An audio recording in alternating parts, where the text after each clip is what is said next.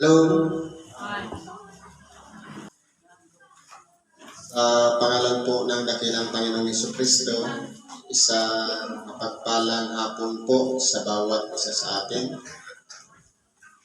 Dito po tayo sa pagpapatuloy ng ating gawain para ikalawang bahagi ang pangangaral ng mabuting balita. Salamat po sa Diyos sa pinagkaloob niya sa ating panahon.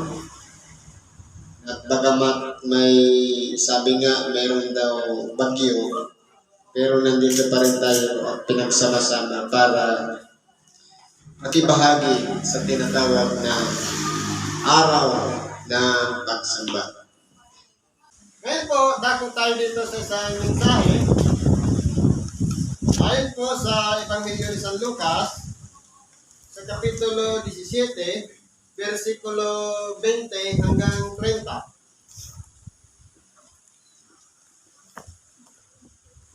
At palibasay tinanong siya ng mga Pariseo kung kailan darating ang kaharian ng Diyos, ay sinagot niya sila at sinabi, ang kaharian ng Diyos ay hindi paririto na mapagkikita. Ngayon po, bakit ganito po ang naging nakasulat dito sa banal na kasulatan? Sapagkat, noon ng panahon po, matagal nilang hinintay ang tinatawag na paghahari ng Diyos o tinatawag na kaharian ng Diyos. Unang sinugo, si Juan Bautista. Ituwin na ninyo ang inyong mga landas, ang mga bako-bako ay papatagin sa makatuwid bagay.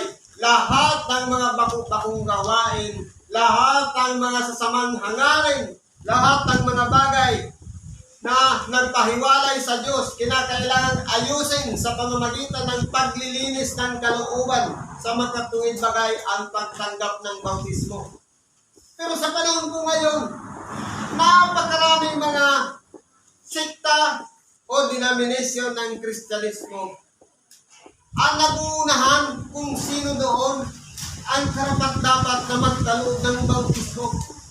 Kahit 10 ulit ka pang ilubog sa tubig, kahit pa yan ay sa sapa, sa swimming pool, o sa dagat man, kung hindi pa rin nagbabago ang pagkatao at sugaron pa rin, ibig sabihin yan, hindi po mahalaga yung paglubog sa tubig. Ano po ang pinaka-importante? Walang iba yung sariling tubig na lumalabas sa ating mga mata. Ang tunay na pagsisisi ng ating mga kasalanan, sapagkat doon po makikita ni natin man unang Diyos ang ating katapatan na tayo ay tunay na nagsisisi at nagbabalik loob sa Diyos. Kaya po, sabi ng ating dakilang Panginoon, ang kaharian ng Diyos ay hindi na pagkikita, hindi masisilayan ng ating mga mata, sapagkat matagal nilang hinintay ang paghahari ng Diyos. Kaya sila nagtanong sa ating dakilang Panginoon. Sabi nito, ang kaharian ng Diyos ay hindi paririto na mapagkikita. Ni sasabihin man nila, naririto o naririyan. Sapagkat narito ang kaharian ng Diyos ay nasa loob ninyo. Sa makatuwid, ang paghahari ng Diyos ay hindi nakikita ng mata, na mayroong trono, mayroong kaharian, mayroong mga lingkod, kundi yung paghahari ng Diyos sa pamamagitan ng templong iyan, walang iba ang ating sarili, na dyan nakaluklok sa kanyang nuklukan, sa kaloob-looban ng ating puso, masusumpungan natin ang Diyos. Kaya kung tatanungin natin ang ating sarili, bakit tayo tumitinila sa panalangin? Bakit kinakailangan pa nating hanapin ang Diyos? Madali lang po yan. Kung nananalangin tayo ng taimtim sa Diyos, sa pamamagitan ng pagpikit natin ng ating mga mata, at damahin natin sa ating sarili na nandyan siya sa ating kaloob-looban na kaluklok, hindi po malayo ang Diyos. Hindi po siya nakikita. Nararamdaman ng bawat isa sa atin kung tayo'y karapat-dapat na manahan si Kristo sa ating mga puso. Kaya po hindi malayo ang Diyos. Hindi maaaring hanapin mo kahit sa kang templo pumunta para manalangin kapag nararamdaman natin sa ating kaloob-looban na pinagaharian tayo ng Diyos, nandyan ang mga bunga niyan, ang pag-ibig sa kapwa, ang pag-ibig sa kaaway. Hindi na tayo nagtatangi, mahabagin na tayo, maawain, maunawain, lahat ng mga bagay na bunga ng Espiritu kapag nagahari na sa atin ang Diyos sa ating mga buhay. Hindi na po natin kinakailangan ng templo, hindi na natin kailangan ng mga simbahan para manalangin sapagkat pakikinggan po tayo ng Diyos sapagkat nandidiyan siya sa ating mga puso. Sabi nga, malaki ang nagagawa ng pananalangin ng isang taong matuwid. Kung tinutuwid natin ang ating buhay sa ating pang-araw-araw na ginagawa, hindi po malayo ang Diyos. Marahil, bakit nagtatanong tayo? Sabi, kung nagkukulang ka nga ng karunungan ng sino man sa inyo, humingi sa Diyos. Pero damahin muna natin ang presensya ng Diyos sa ating kaloob-looban. Kapag humingi tayo, ipagkakaloob yan sapagkat naririyan nga siya sa ating kalooban. Bakit? Hindi na kailangan na humingi pa tayo sa iba-ibang pamamaraan na kinakailangan pa natin ng rekomendasyon ng iba. Yung pagpapatawad natin, kinakailangan may isang taong mamagitan para tayo patawarin. Sa kaloob-looban lang natin. Basta ang ating pagsamot, dalangin na babanggit natin ang pangalan ni Kristo, pakikinggan po tayo ng Diyos sapagkat siya ay nandidiyan na sa ating kalooban. Pero kung tayo po, dito sa ibabaw ng sanglibutan, dahil nga nasanay tayo sa pamamaraan na hindi natin ginagawa ang ayon sa dapat na pamamaraan ng pananalangin. Minsan, pupunta pa tayo doon sa mga kinakailangang luhuran. Kinakailangang pag-alayan ng mga panalangin. Parang ang lumalabas tuloy, bumabalik tayo na parang napakalayo ng Diyos at hindi natin masumpungan. Pero kung naramdaman natin sa ating kalooban na siya'y naghahari sa ating mga puso, tunay nga po mararamdaman natin ang pagkalinga ng Diyos at mararamdaman natin na naroon lang pala siya sa ating kalooban at hindi na maaaring hanapin ang kanyang presensya sa bawat isa sa atin. Sabi po dito ng ating dakilang Panginoon sa 1:14-23. Sumagot si Jesus at sinabi sa kanya, kung ang sino man ay umiibig sa akin, proseso po yun si Kristo, kinakailangan ibigin natin. Kung ang sino man ay umiibig sa akin, ay kanyang tutuparin ang aking salita. Ibig sabihin, lahat ng sinabi ng ating dakilang Panginoon, kapag yan ay tinutupad natin, iniibig natin si Kristo. Pero kung yan ay nilalabag natin, hindi natin iniibig si Kristo. Sa makatuwid tayo masuwanin.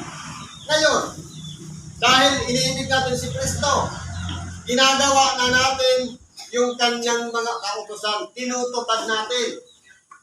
Ano sabi dito? Kapag tinupad na natin ang kanyang mga salita, at siya'y iibigin ng aking Ama. Sa makatuwid, kalulugdan tayo ng Ama. Dahil sinunod natin yung proseso, inibig natin si Kristo, sinunod natin o tinupad natin ang kanyang mga utos, iibigin tayo ng Ama.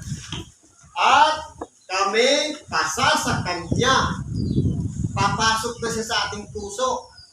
At siya'y gagawin naming aming tahanan. Yan ang proseso para maramdaman natin yung pag-ibig. Para maramdaman natin yung kaligtasan na ipinagkaloob sa atin. tanggapin lang natin si Kristo at sundin ang kanyang mga utos o kaya tuparin. Kalulugdan na tayo ng Ama at silang dalawa papasok sa ating kalooban. 1:14-23. Basahin natin ang malinaw yan. Pag-aralan natin, yan lang ang posisyon. Pagtanggap, pagsuko ng ating sarili at ang kalugdan tayo ng Ama at tayo'y patawarin ng ating mga kasalanan. Ito na po yung proseso na kinakailangan manahan na siya sa ating puso. Siya na ang mag-ahari. Sa magkatuwid, ang pag-ahari ng Diyos ay hindi po napagkikita. Hindi sa pamamagitan ng mata makikita natin na pinag-aharian tayo, kundi nararamdaman ng bawat isa sa atin sa pamamagitan ng ating puso kung siya'y nandiyan na, nakapasok na sa pamamagitan ng ating pagsuko, sa pamamagitan ng ating pagsunod sa kanyang kalooban. Kaya po tayo ay handa ng magpasakop sa Diyos. Pero kung tayo po, kilala natin si Kristo, hindi natin sinusunod ang kanyang utos, baka dumating ang panahon sa pagbabalik niya, hindi kita kilala. Kayong manggagawa ng mga katampalasan. Sa makatuwid, ang pamantayan naman ng pagkakaila ni Kristo sa atin, kung tayo'y gumagawa, salungat doon sa kanyang kautusan, na dapat sana yun ang tinutupad natin, kundi may sarili tayong mga gawa na hindi umaayon doon sa utos sana ni Kristo na yun dapat ang ginagawa natin. Kaya, kung titingnan po natin, kahit tayo'y araw-araw na nanalangin, kahit tayo'y araw-araw na nagsisimba, kung yan lahat ay paimbabaw o pakitang tao lamang, kahit maghapon pa tayong nakasuot na puting damit, subalit nanduluko naman tayo sa ating kapwa, nandadaya tayo sa ating kapwa, hindi tayo marunong mahabag, hindi tayo marunong maawa para sa kanila, kinapupuutan natin ang ating kapwa, magiging katulad lang tayo ng mga Parisiyo na mga mapagpaibabaw, panlabas lamang ang pagpapakitang kabanalan, pero sa kalooban ay para naman aso o kaya liyong umuungal na naghahanap ng mga masisila. Kaya kung titingnan po natin, sa buhay natin dito sa ibabaw ng sanglibutan, minsan lang nating tinanggap ang pagpapatawad ng Diyos. At pag-ingatan natin yun ng buong puso na huwag tayong mailigaw ni numan. Sapagkat ang kaligtasan ay minsan lamang dumating sa atin. At ang pagkatapos doon ay ang paghuhukom. Kaya po, mula sa kawalan, tayo'y makasalanan, nagsisi at nagbalik loob sa Diyos, at tayo'y pinatawad. Ingatan natin yan sa bawat araw ng ating ginagawa. Huwag nating pighatian ng ang Espiritu Santo na nandiyan sa ating kalooban. Na kung may tao na may makita tayo na dapat kahabagan natin. Kung meron tayo na nagkakamali, ituwid natin. Sapagkat yun ang pamamaraan na ang Espiritu Santo na nanahan sa ating mga sarili ay gumagawa sa pamamagitan ng ating mga katawan. Kasama rin ng ating Espiritu.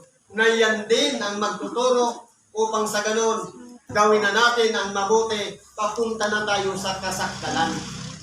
Yan lang po ang posisyon niyan. Ano pang sabi dito?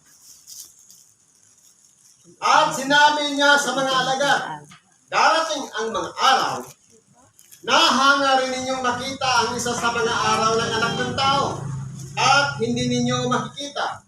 At sasabihin nila sa iyo, naririyan o naririto, huwag kayong magsiparoon ni magsusunod man sa kanila. Sapagkat gaya ng kidlat na pagkakislap buhat sa isang panig ng silong ng langit, ay nagliliwanag hanggang sa kabilang panig ng silong ng langit. Gayon din naman ang anak ng tao sa kanyang kaarawan.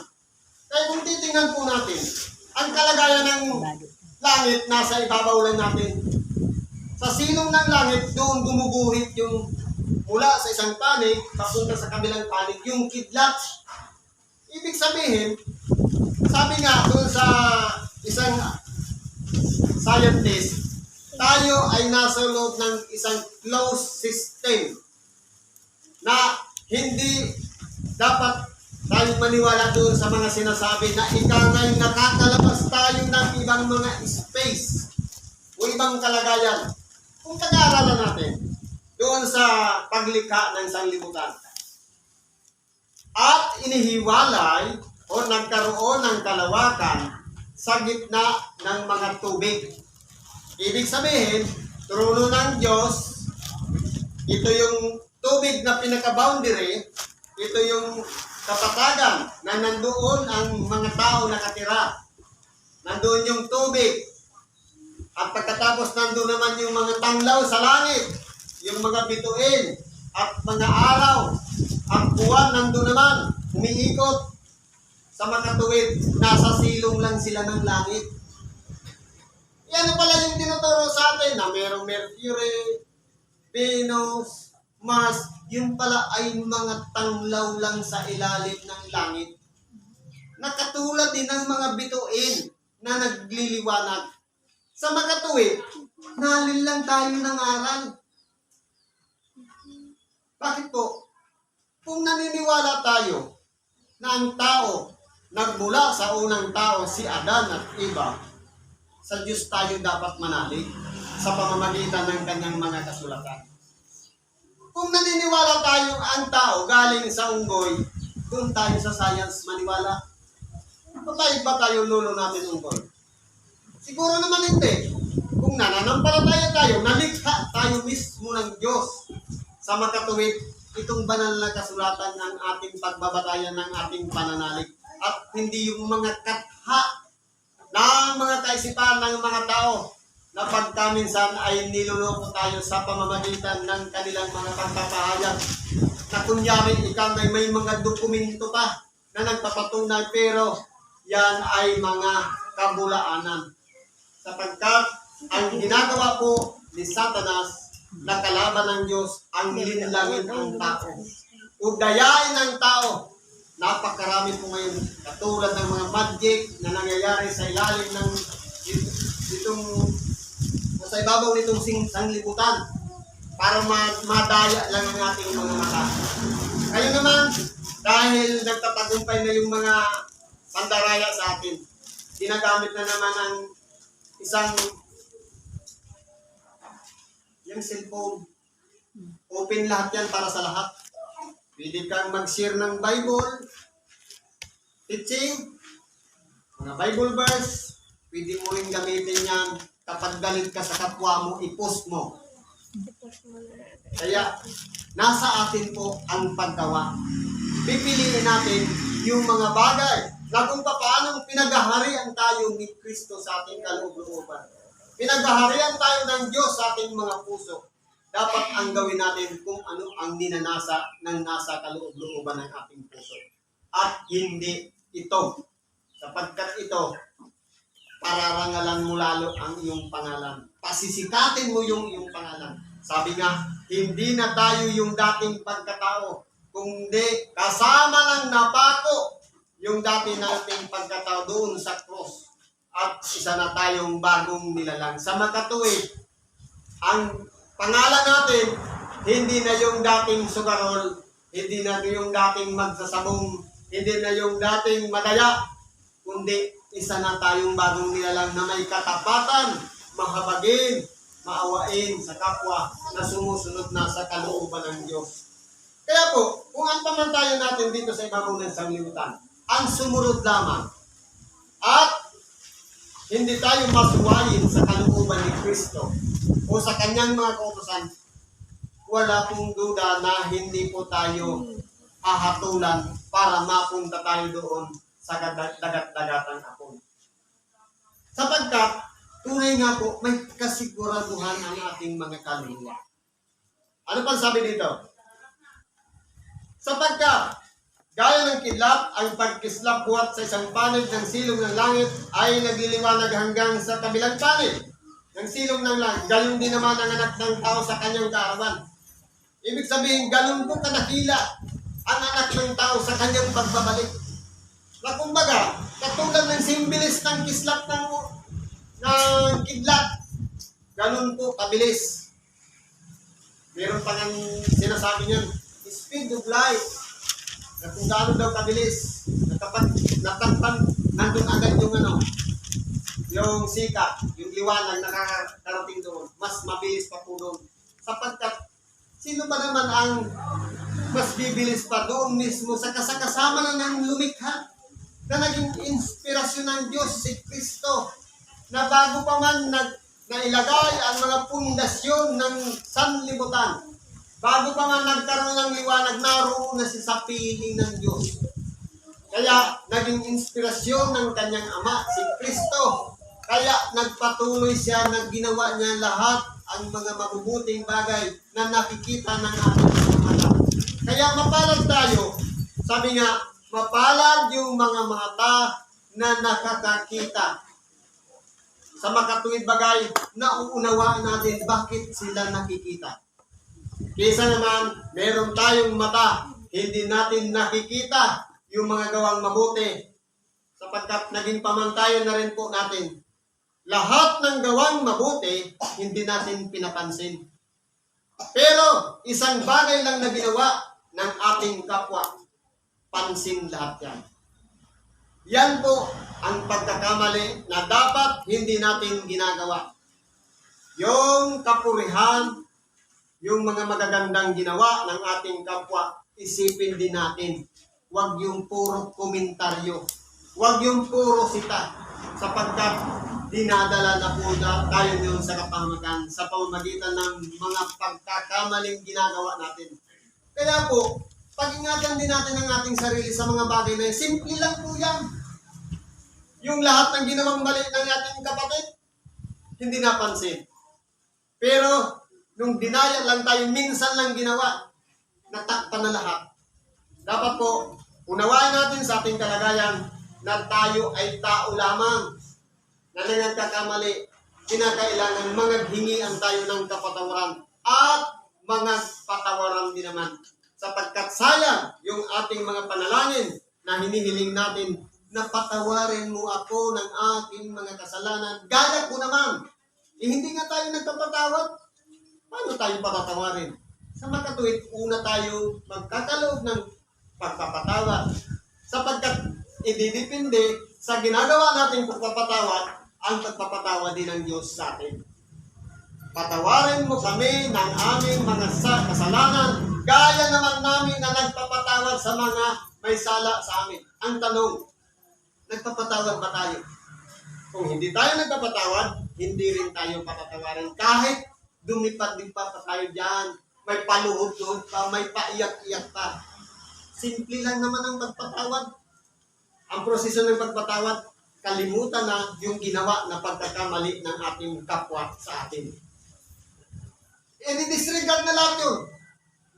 Pero kung halimbawa, pinatawad ko na ika nga, pero lumipas ang 10 taon na alala, pinalikan na naman, hindi po pagpapatawad yun, kalukuhan po yun. Ang tunay na nagpatawad, hindi na inaalala pa o alalahanin pa ang mga pagkakamali. Kumbaga, tapos na. Bago na naman. Pero kung yung matagal na panahon dumaan na yung isang 10 taon, 20 taon, pagkatapos babalik-balikan, kasi nungalingan po yun na nagpatawad na. Sa bibig lang po yun nagpatawad. Pero sa kaloob-looban, hindi pa. Kaya kung sabi po dito, dapat po, kailangan muna siyang magbata ng maraming bagay at itakwil ng lahing ito. At kung paano nang nangyari sa mga kaarawan ni Noe, ay gayon din naman ang mangyayari sa mga kaarawan ng anak ng tao. Sila'y nagsisikain, sila'y nagsisiinom, sila'y nanganag-aasawa, at sila'y pinapag-aasawa, hanggang sa araw na pumasok sa daong si Noe. At dumating ang paggunaw at nilipol silang lahat. Kaya kung titingnan natin, tama yung sinabi ng ating kapatid kanina. Doon sa Ecclesiastes 1:9. Walang bago sa ilalim ng araw. Tama po. Ibig sabihin, ang mga pangyayari sa sanglibutan sa ilalim ng araw, paulit-ulit lang. Bumabalik lang ang kwento. Kung panahon noon ni Noe, na sinugo ng Diyos si Noe para magsisi ang tao ng kanilang mga kasalanan. Dahil nga, ang mga anak ng Diyos sa makatuwid bagay, yung mga anghel ng Diyos, na nagsisuway sa Diyos at inihulog dito sa ibabaw ng lupa, at nagsipag-asawa sila ng mga babae o mga anak ng tao sa makatuwid bagay, likha ng Diyos mula sa labok. Kumbaga, mula sa espiritong kalagayan ng asawa ng isang may katawang lupa. Nung sila po ay nanganak, ang ipinanganak nila mga malalaking tao, yung mga higante.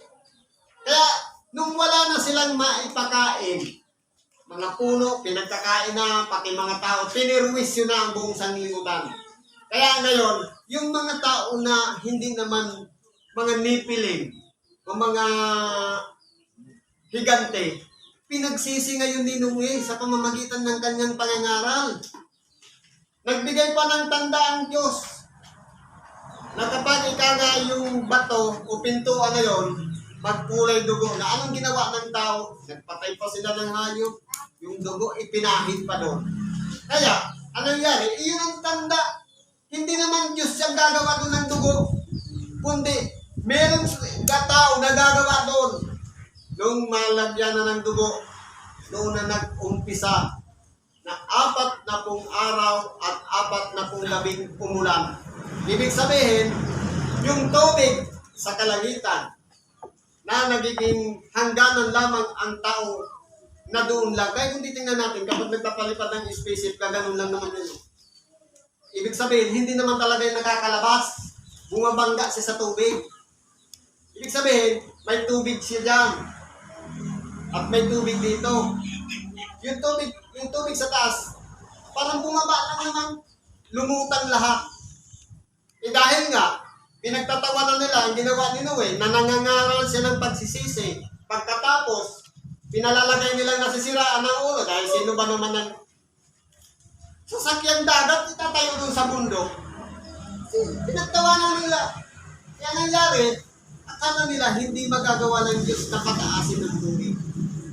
Kaya po, nung dumating na ang tao ay balisang-balisa sa mga gawain, at pagkatapos dumating yung paghuhukom sa pamamagitan ng pagpataas ng tubig o dilubyo universal o pagbunaw, sila kung lahat ay nalipol maliban sa 8 kaluluwa.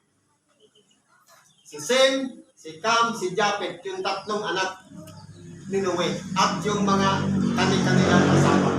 Kaya 8 kaluluwa lang ang naligtas sa pamamagitan ng tubig. Gayon din naman kung paano ang nangyari sa mga kaarawan ni Lot.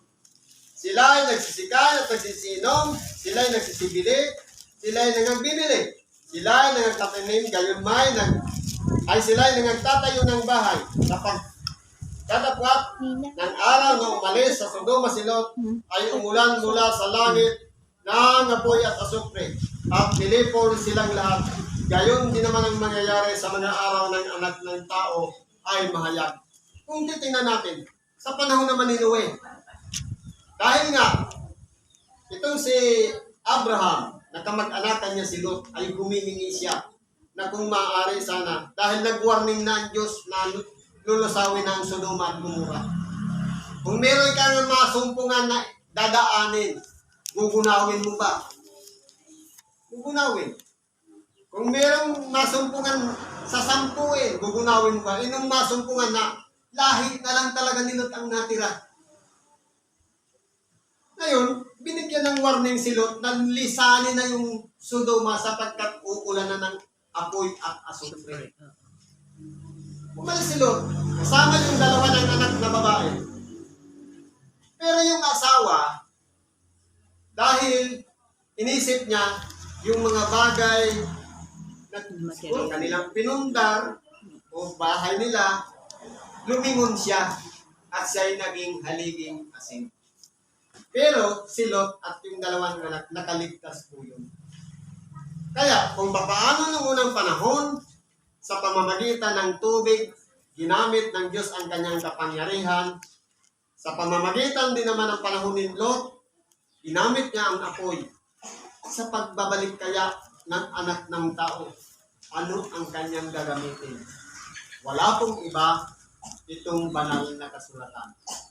Lahat ng nakasulat dito na nagpapakilala sa Diyos at nagpapakilala kay Kristo, kilalanin natin ng husto si Kristo at ganun din yung kanyang mga aral. Sapagkat ang paghukom o paghusga sa bawat isa sa atin depende sa mga aral na ating napakinggan. Kaya kung napakinggan na natin ang pananalangin, na isara na lang ang mga pintuan, ipikit, at manalangin tayo sa lihim, huwag na yung mahahabang panalangin, huwag na yung mga paimbabaw na panalangin, o mga panalangin sa likuang daan. Kung nauunawaan na natin yon, kapag tayo'y nagkamali doon tayo hahatulan. Kung sinasabi rin naman, ibigin mo ang iyong kaaway, katulad ng iyong sarili. Ikaaway natin hanggang ngayon, hindi pa natin pinapatawad. Ibig sabihin yan, hahatulan tayo, depende doon sa ating nabasa at napakinggan. Ngayon, kung bumalik na o dumating na yung kapanahunan natin na tayo namatay, hindi pa natin napatawad yung dapat patawarin, ano kaya magiging kalagayan natin doon sa pagbabalik ng ating dakilang Panginoon? Tayo kaya ay mapapabilang doon sa pagkakalooban ng buhay na walang hanggan sa piling niya o buhay na walang hanggan sa paghatol? Ialam na natin na yung kaaway dapat ibigin. Hindi natin ginawa. Dahil umiral ito. Pero kung ito ang umiral at yung nasa loob niyan, ang Diyos magagawa natin patawarin ang ating kapatid. At kung tayo tinuruan naman sa paglilimos na hindi na kinakailangan tanggapin natin yung kapurihan, na ako'y kanay nagbigay ng ganito. Sabi nga, tinanggap na nila ang sa kanila'y ganti. Ibig sabihin, wala nang reward sa pagbabalik ng ating dakilang Panginoon kung yung ginawa ng kanan, ipinaalam natin sa kaliwa. Kaya, manatiling lihim po yan. Yung reward natin sa Diyos, hindi natin namamalayan, hindi natin napapansin. Pero, maliit na bagay man yun, malaki, siya po ang nakakaalam.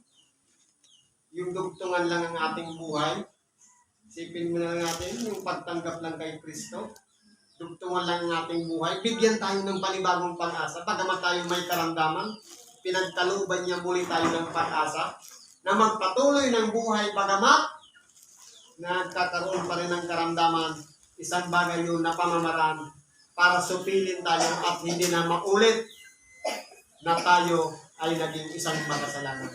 Kaya po, nakakarami pa, pero ang oras, maiksi na, hanggang dito na lang siguro ang ating pakikibahagi. Salamat sa Diyos at pagpalain tayo. Ano man ang ating mga karaingan, kahilingan, problema man yan, o mapabuti ang ating mga kalusugan, mga kasagutan ng ating mga hinihingi sa Diyos. Unang-una po, hanapin muna natin siya sa ating puso. Kapag nasumpungan natin ang lahat ng ating mga hiningi, ay bonus na lang o pawang idaragdag sa iyo. Sa makatuwid, hanapin muna natin siya dito. Lahat ng hinihingi natin ipagkakalagdag sa atin. Salamat at mapagpalang hapon sa bawat isa.